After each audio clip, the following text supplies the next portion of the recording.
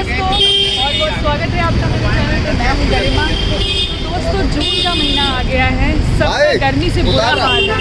तो अगर आप भी सोच रहे हैं कि इस गर्मी में कहाँ जाएं हम, कोई ऐसी ठंडी जगह जहाँ ठंडी ठंडी हवा हो और पहाड़ देखने को मिले, तो आप सीधे अपना बैग उठाइए और उत्तराखंड की राजधानी देहरादून में चले आइए। तो दोस्तों, आप समझ ही गए होंगे कि इस व्लॉग में मैं आपको देहरादून की 5 बेस्ट चीज़ें दिखाने वाली हूँ। तो चलिए मेरे साथ, आप भी घूमिए।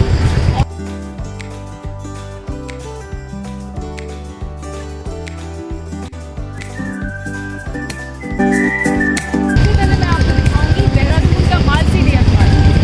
चलिए दोस्तों, मेरे साथ आप भी घूमिए मालसी डियर। दोस्तों, देहरादून ज़ू देहरादून की बहुत ही फेमस टूरिस्ट प्लेस है। ये देहरादून मसूरी हाईवे पर बना है। पहले इसका नाम मालसी डियर पार्क था क्योंकि यहाँ पर उस वक्त सिर्फ हिरन हुआ करते थे। फिर इसमें थोड़े और जानवर डाले गए और इसका नाम मिनी ज़ू पड़ गया। उसके बाद इसमें कुछ और बर्ड्स रखी गई और रेप्टाइल्स भी रखे गए, तब से इसका नाम बन गया है देहरादून ज़ू। इस गेट के अंदर आकर आप अपनी गाड़ी पार्क कर सकते हैं। 4 व्हीलर के चार्जेस हैं 30 रुपया और 2 व्हीलर के चार्जेस हैं 15 रुपया। देहरादून ज़ू वीक में सारे दिन ओपन रहता है सिवाय मंडे को ये क्लोज़ रहता है और इसकी टाइमिंग है 9 AM to 5 PM। ये चार्जेस आपने सिर्फ पार्किंग के दिए हैं। ज़ू के अंदर एंट्री का अलग टिकट पड़ेगा आगे जाकर।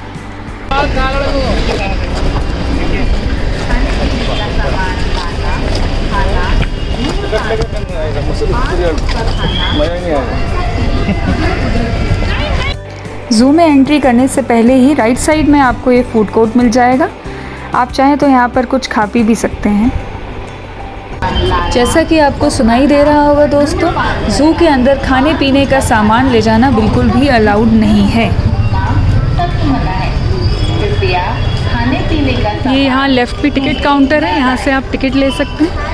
ज़ू में खाने पीने का सामान लाना, खाना, धूम्रपान करना, फास्ट फूड का खाना व उसका इधर उधर थूकना सख्त मना है। कृपया खाने पीने का सामान ज़ू में न लाएं। और दोस्तों, बड़ों का 30 रुपये का टिकट है पर हेड और बच्चों का 10 रुपया पर हेड।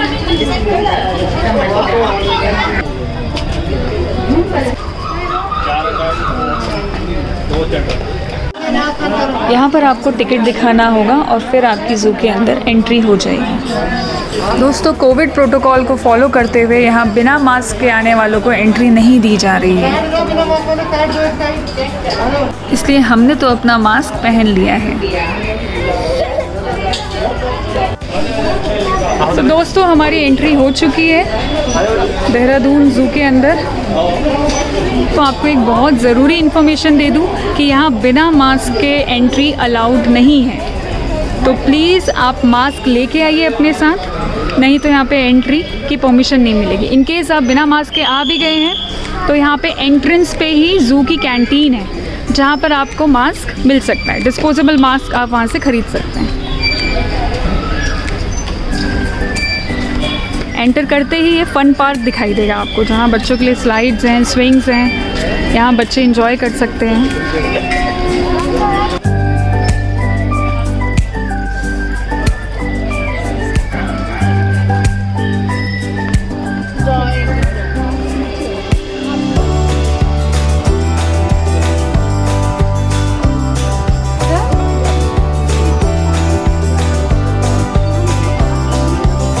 यहाँ पर कई तरह के बर्ड्स देखने को मिल जाएंगे आपको, जैसे love birds, peacock, पीहन, ostrich, parrot, Turkey, eagle.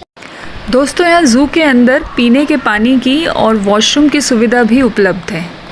आपकी जानकारी के लिए मैं बता दूं कि एशिया के टॉप 10 ज़ू में आता है हमारा देहरादून ज़ू। ये बहुत हरा भरा है, बहुत अच्छे से मेंटेन्ड है और साफ़ सफाई का भी यहाँ पर बहुत अच्छे से ध्यान रखा गया है।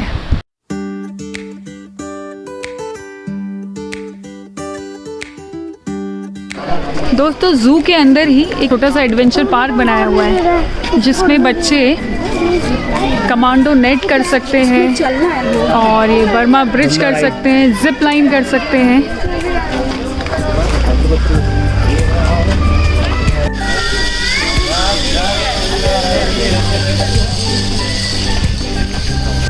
और ये दोस्तों हमने भी जिप लाइन कर ही ली।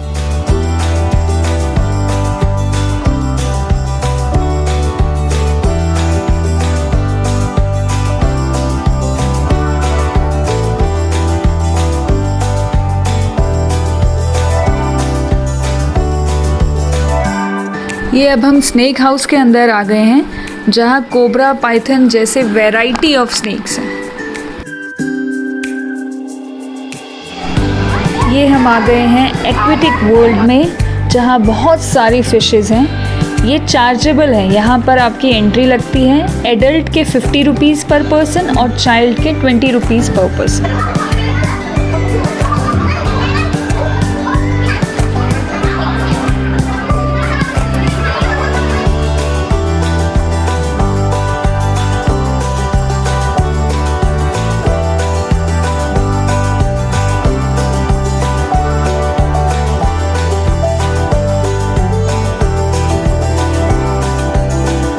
यहीं से आप कैक्टस गार्डन का भी टिकट ले सकते हैं। देखिए यहाँ आपको हिरन दिखाई देगा। यहाँ देहरादून ज़ू में आपको बहुत सारे जानवर दिख सकते हैं, जैसे लेपर्ड, डियर, क्रोकोडाइल, घड़ियाल, टर्टल।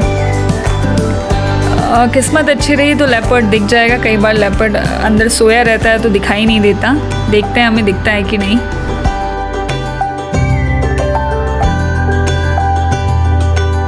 ये देखिए लेपर्ड दिख रहा है थोड़ा सा।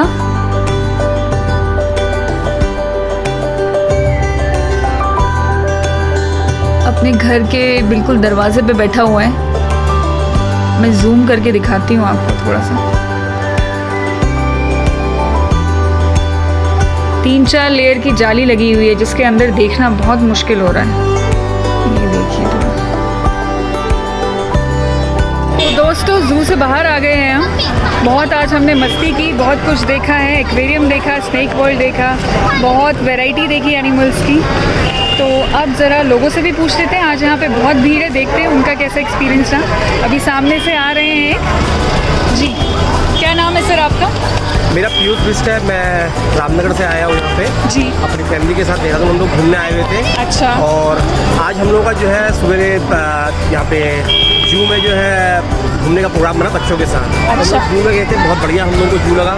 बच्चों ने काफ़ी यहाँ पे एंजॉय किया। बच्चों को यहाँ पे देखने और सीखने के लिए बहुत सारे जो है पक्षी, जानवर यहाँ पे बहुत ज़्यादा हैं, जिससे बच्चे जो है अपना सीख सकते हैं। तो मैं जो ये लोग इसको ब्लॉग को देख रहे हैं, तो मैं उन लोगों से भी रिक्वेस्ट करना चाहूँगी, आप जब भी आप फैमिली के साथ आप देहरादून आते हैं तो आप जू में ज़रूर आइए यहाँ पे।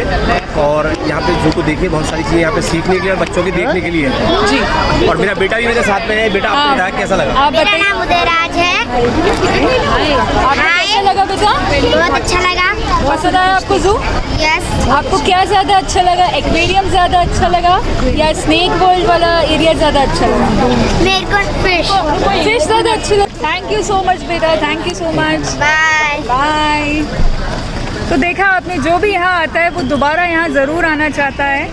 तो चलिए फिर दूसरी जगह पे आपसे मिलते हैं हम। तब तक के लिए बाय।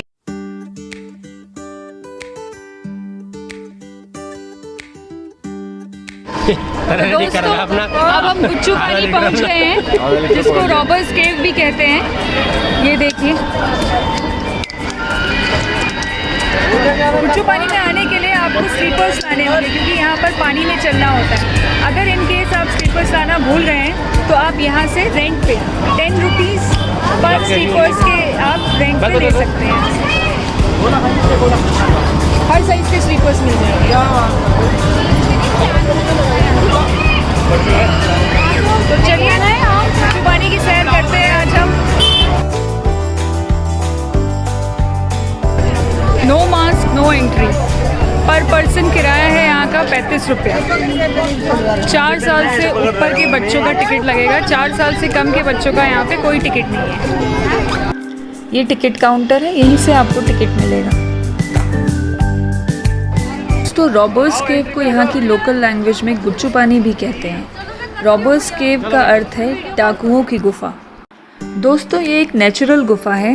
यहाँ नदियाँ गुफा के अंदर से बहती हैं और ये चारों ओर से पहाड़ियों से घिरी हुई है।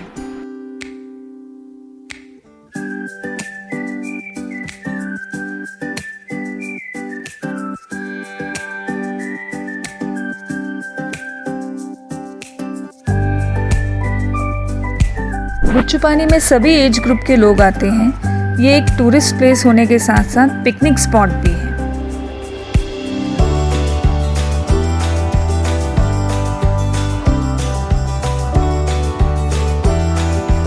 यहाँ लेफ्ट साइड में रॉबर्स केव कैफे और प्ले जोन है, जहाँ बच्चों के खेलने के लिए झूले भी लगे हैं, टैम्पोलिन लगी है, काफ़ी चीज़ें।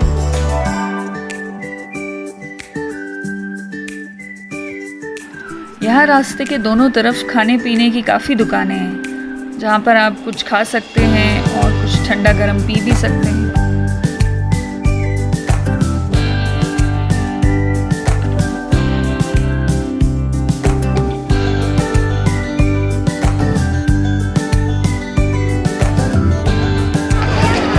तो दोस्तों ये पहुँच गए हैं हम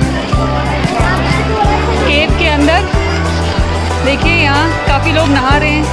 गर्मी का मौसम है, ठंडे ठंडे पानी में नहाने के मज़े ले रहे हैं। अगर आप यहाँ नहाना चाहते हैं तो यहाँ पे लॉकर की सुविधा भी उपलब्ध है। केव में जाने की तो आप लॉकर में अपने कपड़े रख सकते हैं और नहा सकते हैं। बहुत भीड़ है यहाँ पर, बहुत भीड़।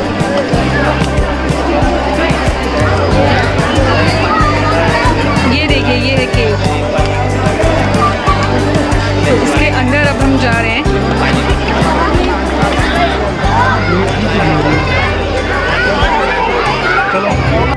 दोस्तों ये गुफा लगभग 600 मीटर लंबी है और इसके अंदर कुछ छोटे छोटे झरने हैं। दोस्तों इस गुफा का एक इतिहास है। कहते हैं ये सुल्ताना डाकू की गुफा थी। जब भारत अंग्रेज़ों का गुलाम था तब अंग्रेज़ भारत के सामान को ब्रिटेन ले जाया करती थी। तब सुल्ताना डाकू अपने साथियों के साथ अंग्रेज़ों की गाड़ियों से सामान लूटकर यहीं छुपा करता था।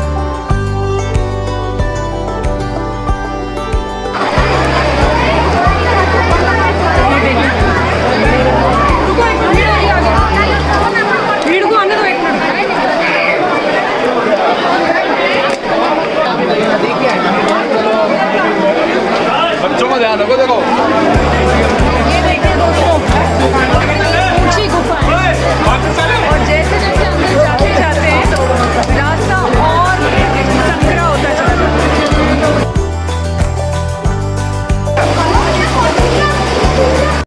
दोस्तों इस गुफा की खास बात ये है कि ये ऊपर से खुली हुई है और दोनों तरफ पहाड़ की दीवार है। अब यहाँ से आप चढ़ के ऊपर जा सकते हैं। ऊपर जाके कैंटीन भी मिलेगी आपको खाने के लिए। दोस्तों इसके आगे हम नहीं गए क्योंकि इसके बाद आगे जाकर रास्ता और ज़्यादा संकरा है और झरना है और हम कपड़े लेके नहीं आए हैं तो हम भीगना नहीं चाहते, इसलिए अब हम यहाँ से वापस लौट गए। गुफा के अंदर और बाहर का रास्ता एक ही है। जिस रास्ते से आप गुफा के अंदर आए हैं उसी रास्ते से आपको गुफा के बाहर भी जाना है।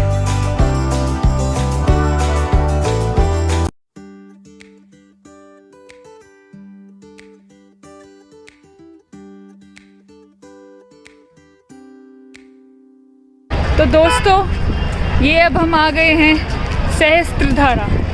ये भी बहुत फेमस जगह है देहरादून की। तो मैं आपको अब घुमाती हूँ सहस्त्रधारा। आइए मेरे साथ, आप भी घूमिए। आज यहाँ बहुत ही ज़्यादा भीड़ है। पार्किंग भी हमें बहुत ज़्यादा दूर मिली है। देखिए आप, बहुत दूर हमें पार्किंग मिली है। अब हम पैदल चल के जा रहे हैं, अदरवाइज़ इतना पैदल नहीं चलना पड़ता है सहस्त्रधारा में। आप देखिए कितनी भीड़ है यहाँ।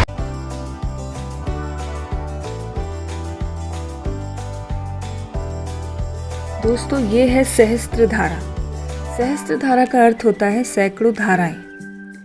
दोस्तों कहा जाता है कि इस पानी में गंधक बहुत ज़्यादा है। गंधक मतलब सल्फ़र बहुत ज़्यादा है, जो कि स्किन डिजीज़ेस ठीक करने में अच्छा माना गया है। तो अगर किसी को चर्म रोग है तो उसे इस पानी में ज़रूर नहाना चाहिए।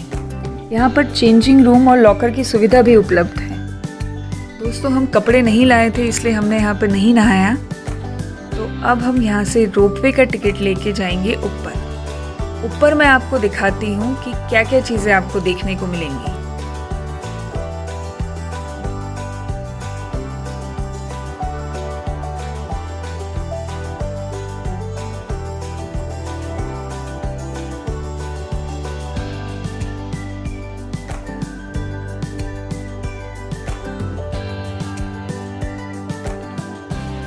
दोस्तों रोपवे का जो ये स्टैंड है जहाँ से आप केबल कार लेते हैं, वहाँ पे रहने के लिए रूम्स भी बने हैं और एसी रूम स्टार्ट है यहाँ पे 2000 रुपया पर नाइट से। तो अगर आप सहस्त्रधारा घूमने आए हैं तो यहाँ पर स्टे भी कर सकते हैं। इस एक केबल कार में सिर्फ 4 लोग ही बैठ सकते हैं। ऐसी बहुत सारी केबल कार्स हैं यहाँ पर।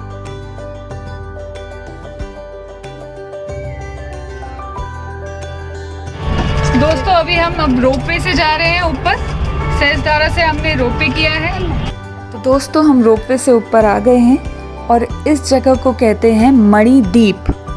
बहुत ही खूबसूरत जगह बनाई हुई है ये। आइए मैं आपको दिखाती हूँ यहाँ पर क्या क्या है, क्या क्या आप देख सकते हैं, क्या क्या कर सकते हैं। सबसे पहले तो आपको यहाँ से बहुत ही सुंदर व्यू देखने को मिलेगा। ये देखिए चारों ओर का व्यू कितना खूबसूरत दिख रहा है।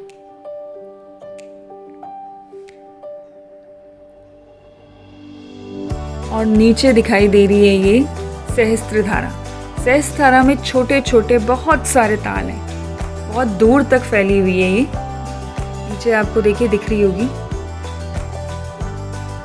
यहाँ पर बच्चों के करने के लिए बहुत सारी चीज़ें हैं, जैसे shooting and archery, rock climbing, और यहाँ पर एडवेंचर पार्क की तरह बनाया हुआ है इसको थोड़ा थोड़ा। ये देखिए यहाँ पर ये रेस्टोरेंट टेरेस पे है। टेरेस में ओपन में बैठ के आप कुछ खा पी सकते हैं और पूरे व्यू का भी आनंद उठा सकते हैं।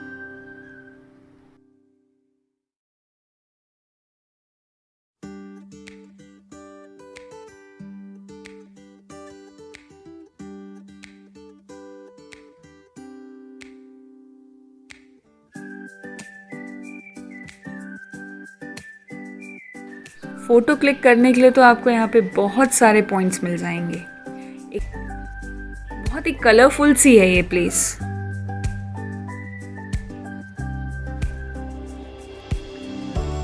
एक रेस्टोरेंट यहाँ पे भी बनाया हुआ है, आप अंदर भी बैठ के खा पी सकते हैं। खाने के लिए सारे ऑप्शंस अवेलेबल हैं। आइसक्रीम भी है। आप लाइट कुछ खाना चाहते हैं वो भी अवेलेबल है। लंच या डिनर कुछ लेना चाहते हैं वो भी अवेलेबल है।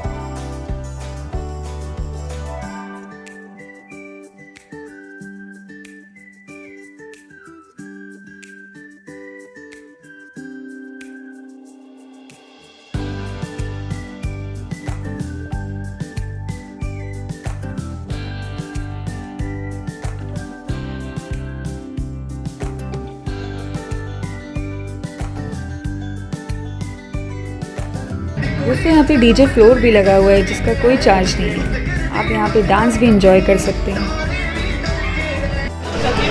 तो दोस्तों हमने सहस्त्रधारा घूम लिया है।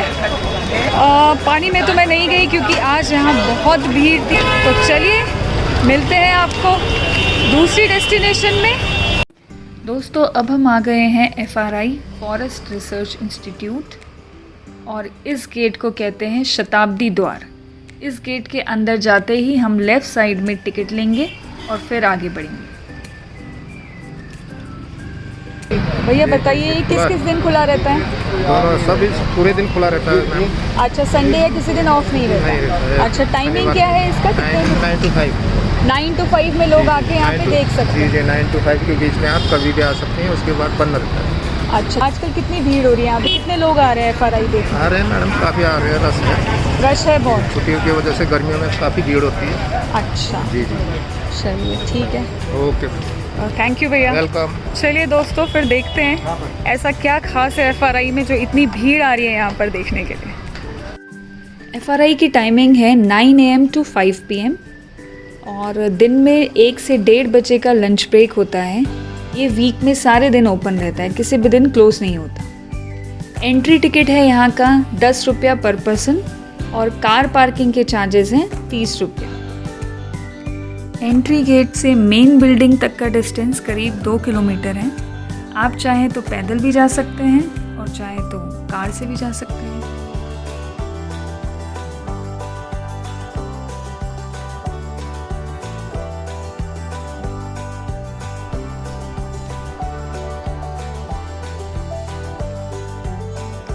यहाँ पर कुछ काम भी चल रहा है तो उसका भी शोर आ रहा है। रेनोवेशन यहाँ पे चलता रहता है। और ये हम FRI की मेन बिल्डिंग के अंदर जा रहे हैं। कितनी खूबसूरत और कितनी बड़ी बिल्डिंग है ये, देखिए आप।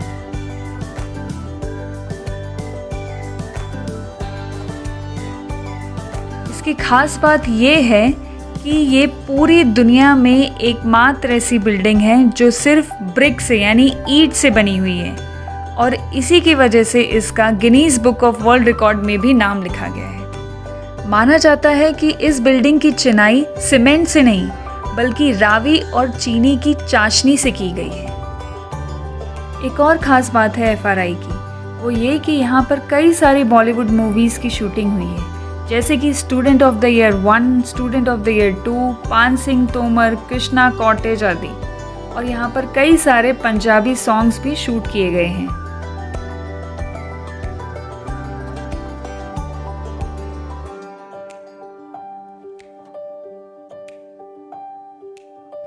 इस बिल्डिंग का आर्किटेक्चर देखिए आप, कितना खूबसूरती से काम किया गया है।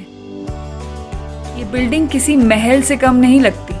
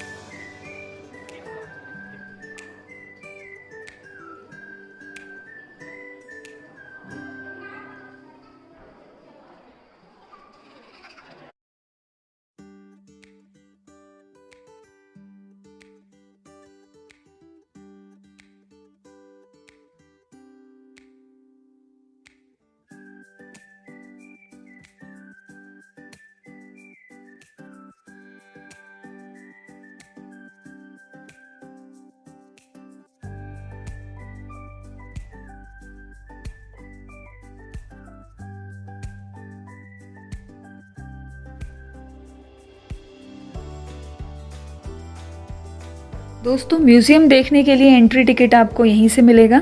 30 रुपया पर पर्सन का टिकट है। और इसी साइड बिल्डिंग के बैक में वॉशरूम भी है, और यहीं पे है FRI की कैंटीन, जहाँ पर आप कुछ खा पी सकते हैं।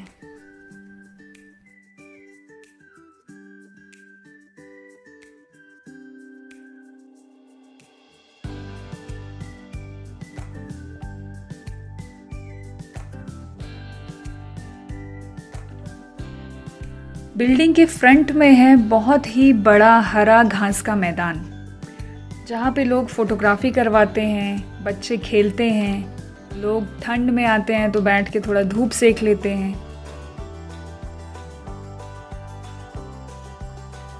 दोस्तों, यहाँ टिम्बर म्यूज़ियम में मैंने एक ऐसा देवदार के पेड़ का तना देखा जिसकी एज थी 704 साल।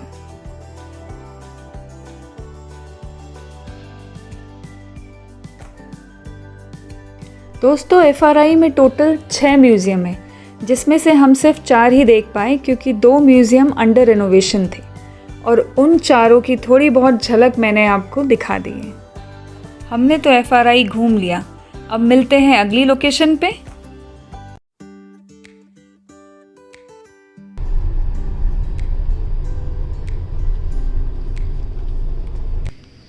तो दोस्तों, ऐसा कैसे हो सकता है कि आप देवभूमि उत्तराखंड आएं और देहरादून के प्रसिद्ध टपकेश्वर महादेव जी के मंदिर के दर्शन ना करें?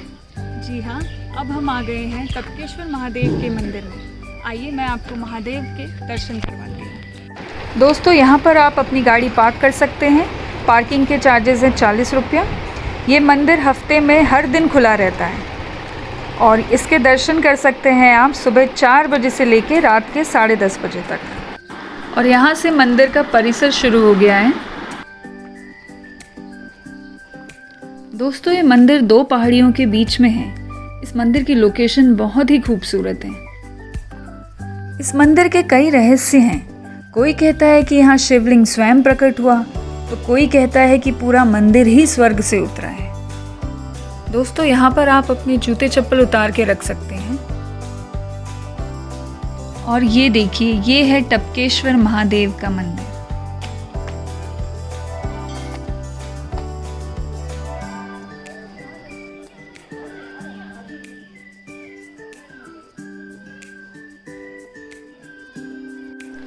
इस मंदिर में सभी देवी देवताओं की प्रतिमा है।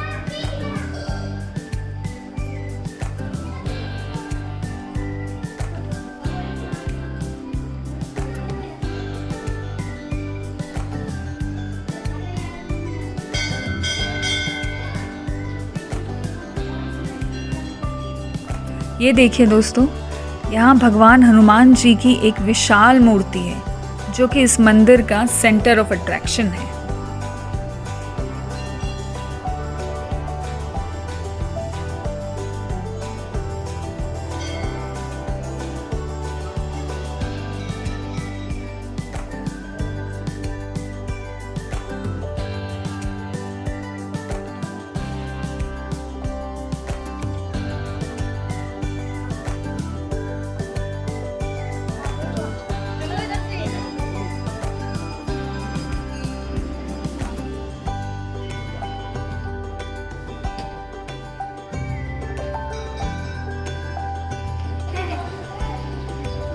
ये देखिए हनुमान जी की कितनी विशाल काय मूर्ति है।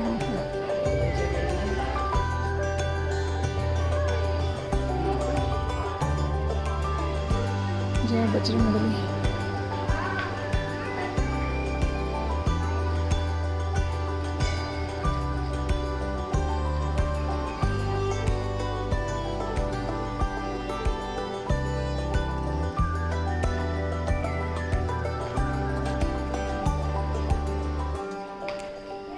दोस्तों, ये एक गुफा मंदिर है जो कि भगवान शिव को समर्पित है। ये टोस नाम की नदी के किनारे स्थित है। गुफा प्रवेश।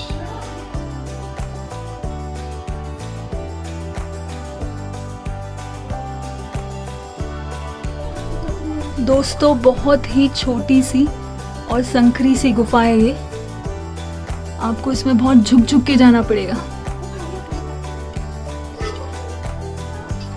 गुफा के अंदर रास्ते में जगह जगह पर लाइट लगी हुई है ताकि अंधेरा ना रहे।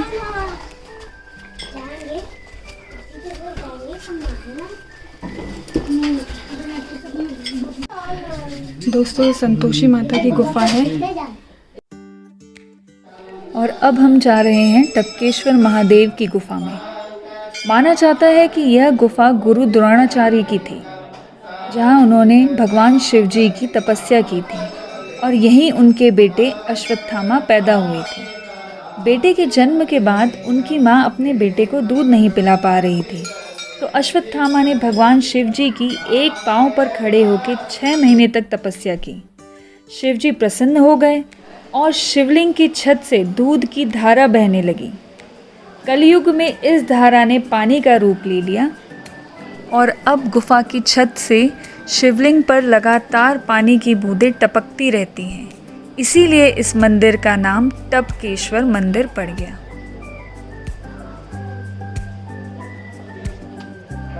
और ये है वो जगह जहाँ अश्वत्थामा ने एक पाँव पर खड़े होकर शिव जी की तपस्या की थी। और देखिए, यही है वह शिवलिंग जिसके ऊपर गुफा की छत से पानी टपकता रहता है।